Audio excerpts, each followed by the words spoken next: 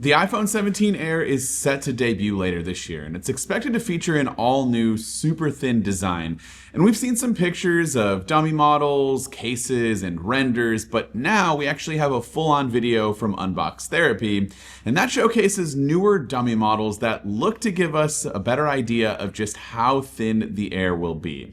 And all I have to say is, wow. I mean, I knew this thing was going to be thin, but this is incredibly thin. And if these models are true, I'm expecting a pretty clear path forward on how Apple could market and sell the heck out of this phone. Now, the iPhone 17 Air is expected to be around 5.5 millimeters thick, with a thicker camera bar area, making it the thinnest iPhone to date. With the iPhone 17 Pro models rumored to be around 8.725 millimeters, there will be a notable difference between the two models. So if you look at the models here, the phone is barely thicker than the buttons. I mean, throw out all the numbers aside, like who cares about the millimeters? Just look at it. It's just barely thicker than the side buttons of the phone. And of course, one would think that this phone might be kind of susceptible to bending. Rumors suggest that Apple will use a titanium and aluminum chassis for this iPhone in order to prevent it from actually bending because, back in 2014, Apple dealt with Bendgate after some users found that the iPhone 6 Plus started to bend from being tucked inside of a pocket.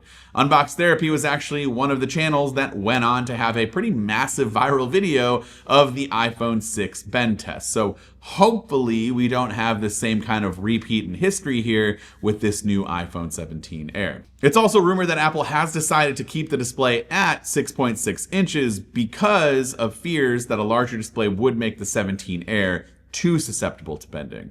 Originally, Apple wanted it to make it 6.9, which is the size of the current iPhone 16 Pro Max. So presumably that's what it would be for the 17 Pro Max, kind of making them on par with each other. But Apple tweaking the display size here during development suggests that it is taking the potential for bending into account while creating this very, very thin iPhone.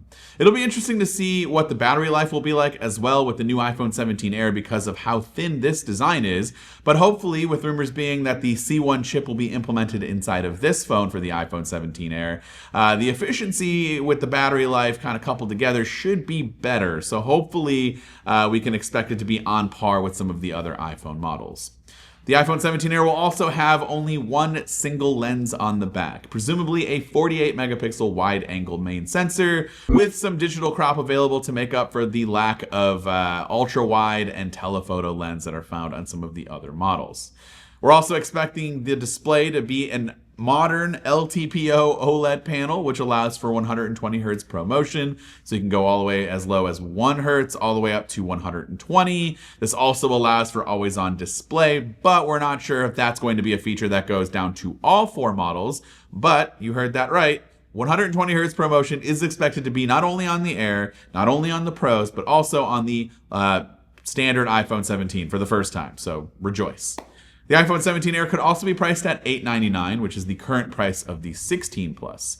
The $899 17 Air would be more expensive than the 17, but less expensive than the 17 Pro, kind of sitting in the middle of those two. Now, I feel pretty confident that if Apple can offer the right amount of premium features while keeping the price point as low as possible, that people would be okay to kind of sacrifice some of the extra features and cameras that they're not getting with something like a Pro model iPhone or even the standard iPhone in exchange for a larger phone that is super thin and lightweight in the pocket. I know I'm intrigued by this. There's Samsung's version coming out very, very soon in the S25 Edge that was actually announced. We do know it's a real thing, but it has not been officially unveiled in like its fullest form, and we're expecting that very, very soon. But if this is the trend that we're getting at, I'm not completely opposed to it, but I would love to hear from you in the comments down below. This has been Dan with MacRumors. Thanks so much for watching, and I look forward to seeing you around in the next video.